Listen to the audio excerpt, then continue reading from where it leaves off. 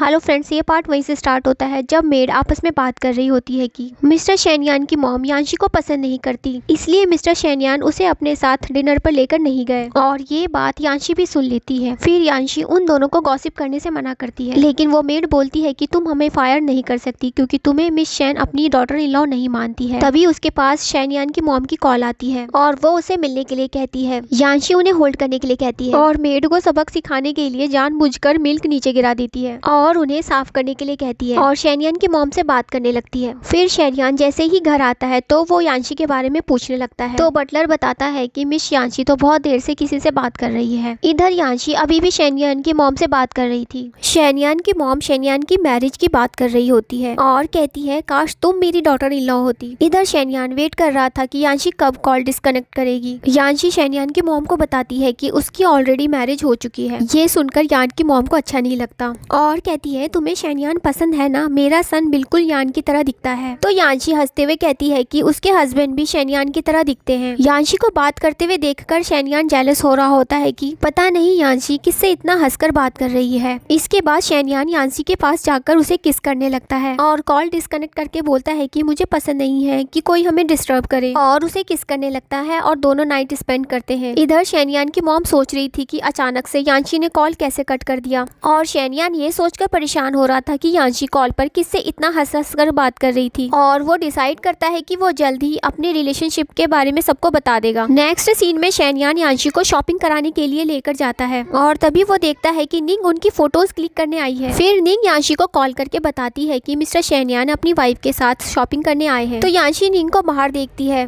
जिससे वो शेनयान को छुपने के लिए कहती है। फिर निंग यांशी से कॉल पर कहती है कि शायद मिस्टर शेन की वाइफ ने मुझे देख लिया है, इसलिए उसने मिस्टर शेनयान को भी छुपा लिया है। पर निंग कहती है कि उसने एक फोटो क्लिक कर लिया है, जिससे यांशी डर जाती है पर वो फोटो ब्लर होती है। ये सुनकर यांशी रिलैक्स हो जाती है, पर शेनयान जानबूझकर यांशी के क्लोज जाता है और यांशी तो निंग को फोटो क्लिक करने से मना कर रही होती है और कहती है कि कहीं इससे कोई प्रॉब्लम ना हो जाए। एक्चुअली में शेनयान अपने रिलेशनशिप को रिवील करना चाहता था, इसलिए वो यांशी को किस करते हुए जानबूझकर कर्टेन हटा देता है ताकि निंग उनकी फोटो क्लिक कर सके। और निंग भी मौके का फायदा उठाकर फोटो क्लिक कर लेती है और देखती है कि मिस्टर शेनयान की वाइफ और कोई नहीं बल्कि यांशी ही है। ये देखकर वो शॉक्ड होती है। इधर शॉप में दो स्टाफ आपस में बात कर रही होती है कि मिस्टर शेनयान अपनी वाइफ के साथ काफी देर से ट्रायल रूम में है। थोड़ी देर में जब यांशी ट्रायल रूम से बाहर आती है और कहती है हमने कुछ नहीं किया है, पर वो कहती है कि आप टेंशन मत लो, हम किसी को कुछ नहीं बताएंगे। पर यांशी एम्बैरस होकर वहाँ से चली जाती है। इसके बाद यांशी सोच रही होती है कि अगर मिस्टर शेन किसी और को पसंद करते हैं तो वो उसके साथ इतने क्लोज क्यों हैं। नेक्स्ट सीन में यांशी शेनयान की मॉम के साथ होती है और बताती है कि मेरे हस्बैंड किसी और को पसंद करते हैं, लेकिन फिर भी उन्होंने मुझसे मैरिज किया है और शायद मेरी मदर इन लॉ भी मुझे पसंद नहीं करती है। और कहती है काश आप मेरी मदर इन लॉ होती।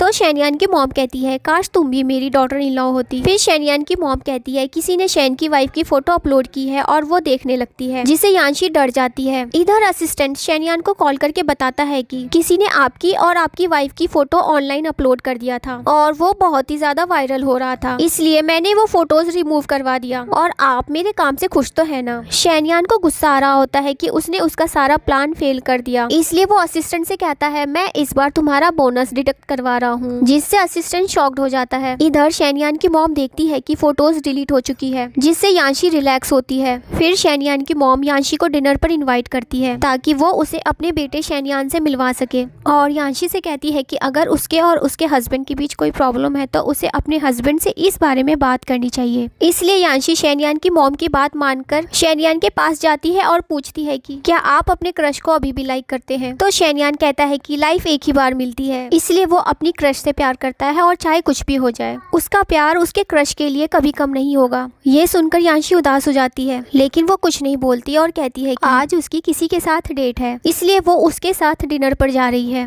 ये सुनकर शेनयान जेलस होता है और सोच रहा होता है कि शायद वो उसी पर्सन के साथ डेट पर जा रही होगी जिससे वो रात में बात कर रही थी। तभी शेनयान की मॉम उसे कॉल करके डिनर पर बुलाती है, पर शेनयान मना कर देता है। तो वो कहती है कि वो उसकी वाइफ से मिलने के लिए रेडी है, पर शेनयान अभी भी टेंशन में था कि यांशी पता नहीं किससे इतनी ज्यादा बात करती रहती है। नेक्स्ट सीन में शेनयान की मॉम यांशी के साथ होटल में आती है। तभी मैंग के पेरेंट्स भी मैंग को लेकर उसी होटल में आते हैं, क्योंकि उन्हें पता था कि उसी होटल में शेनयान की मॉम भी आने वाली है और वो शेनयान की मॉम को कन्विंस करना चाहते थे कि वो मिस्टर शेन को मना ले कि मैंग का नाम ब्लैक लिस्ट से हटा दे, क्योंकि मैंग को कहीं भी काम नहीं मिल रहा था। यांशी के फादर यांशी को वहाँ देख लेते हैं और कहते हैं कि उसने अपनी सिस्टर के साथ ऐसा क्यों किया, पर यांशी कहती है कि वो उसकी फैमिली नहीं है, क्योंकि वो एक मिस्ट्रेस है और उसकी डॉटर को अपनी फैमिली नहीं मानती है। इसलिए उसके फादर उसे थप्पड़ मार देते हैं, जिससे यांशी भी मैंग को थप्पड़ मार देती है और कहती है कि जितना आप मुझे मारोगे मैं उसका डबल रिटर्न में उसे मारूंगी। पर उसके डैड दोबारा उसे थप्पड़ मारने वाले थे। तभी वहाँ पर शेनयान की मॉम आ जाती है और उन्हें रोकती है, लेकिन इन लोगों को नहीं पता था कि वो शेनयान की मॉम है और वो लोग उनके साथ भी मिसबिहेव करने लगते हैं और कहते हैं कि यहाँ पर सुपरस्टार शेन की मदर आने वाली है, इसलिए तुम दोनों यहाँ से निकल जाओ। और वो शेनयान की मदर को यांशी की मदर इन लॉ समझकर उनकी इंसल्ट करने लगते हैं, इसलिए यांशी उनको बकवास करने से मना करती है, पर वो लोग नहीं मानते। तो शेनयान की मॉम कहती है कि वही मिसेस शेन है, लेकिन उन लोगों को लग रहा था कि वो झूठ बोल रही है और फिर उनकी इंसल्ट करने लगते हैं, जिससे उन लोगों के बीच फाइट होने लगती है।